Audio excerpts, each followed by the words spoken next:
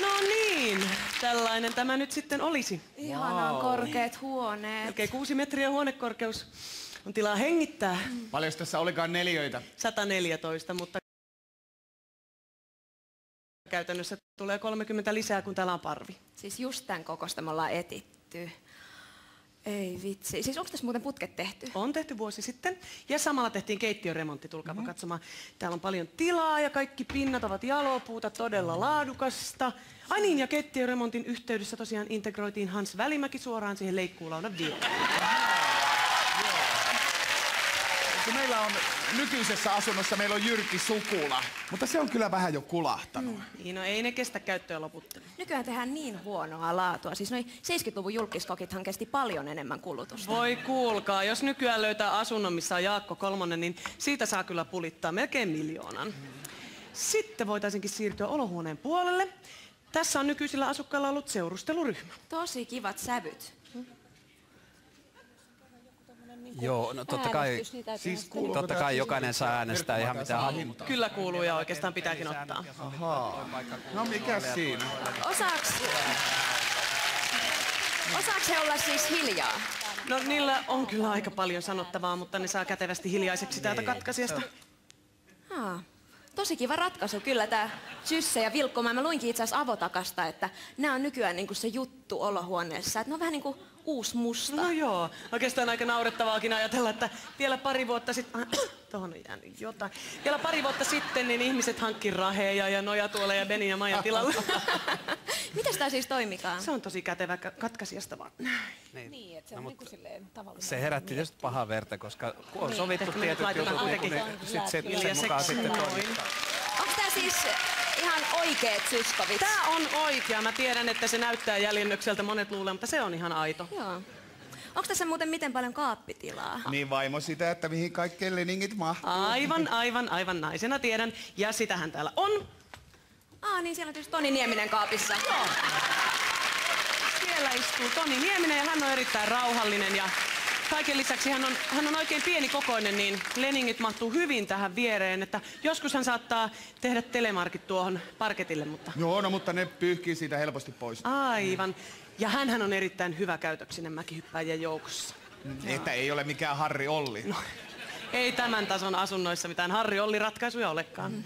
Mikäs toi on muuten tuolla nurkassa? Te huomasitte, tämä mun henkilökohtainen lemppari, aivan mieletön ratkaisu, nimittäin nurkassa on Jarkko Ruutu. Eikö se ole väkivaltainen? Väkivaltainen? Niin. Ei. Enimmäkseen se lukee venäläisiä romaaneja. Anteeksi nyt tää mun ennakkoluulo, mutta onko se ihan hyvässä kunnossa? Kattokaa nyt. Ja se on kuntotarkastettu. Mutta jos se häiritsee, niin sen voi kyllä vaihtaa, että edellisillä asukkailla oli tässä kohtaa Varaava Takka ja sitä edellisillä Timo Jutila.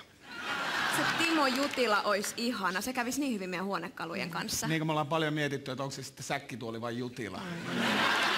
Mutta meillä ei ole kyllä varaa kaikkiin näihin korjauksiin. Meillä on edellisessäkin asunnossa, niin meillä on parvekelasitus ja Hector maksamatta. Kuulkaa, jos ruutu todella häiritsee, niin ainahan sen voi siirtää tänne sängyn alle. Ihan Tommi Läntisen viereen. Vähän. Tommi Läntinen on täällä. Tämähän on tosi kätevä.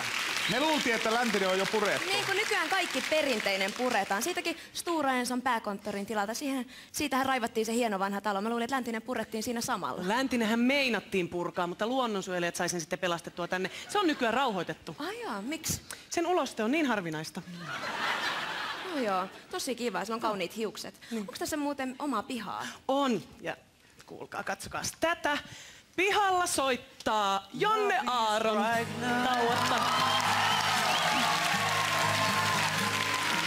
So don't close your eyes. Toi ihan. Saattaa tosi itkeä välillä. Ei, mutta ihanaa. Herkkyys miehessä on kyllä parasta. Meillä on siis meidän vanhan kämpän puutarhassa noi kummelit. Ne on jotenkin niin ysäriä. Tiedätkö, 4:00 kyllä lähtee. Kyllä lähtis, jos joku vaan suostus ottamaan ne. Niin, mutta söpöjähän ne on. Sitten se tärkeä kysymys. Paljon tää sitten kustantaa? 690 000. Se taitaa kyllä pikkasen mennä yli meidän budjetin. Käydäänkö me kulta katsoa jotain muuta? Odot, pikkuhetki. Jos tehdään tämmönen pieni ajatusleikki, että on jouluaatto. Jonne laulaa. itkeskelee vähän. Hans Välimäki kokkailee jouluruokia. Olohuoneessa Ben ja Maija juttelee, pelaa Trivial Pursuittia ehkä siinä. Ja te tiedätte, että kaapissa onnellisena istuskelee Toni Nieminen. Nurkassa Jarkko lukee Dostojevskia ja mikä parasta, Tommi on luvannut olla hipihiljaa koko jouluaaton sängyn alla.